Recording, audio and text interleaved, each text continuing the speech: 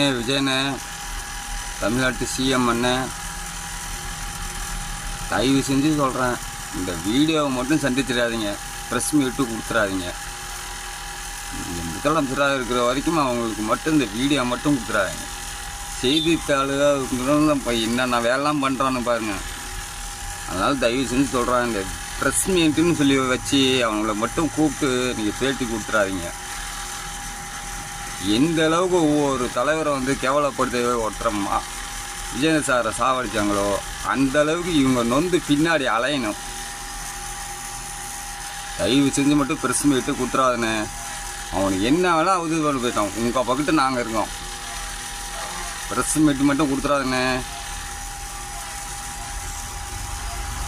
இப்போ இருக்கிற மாதிரி நீங்கள் பாட்டும் பார்வை எதை நோக்கி போட்டிருங்களோ அதை நோக்கி போயிட்டே இருங்க.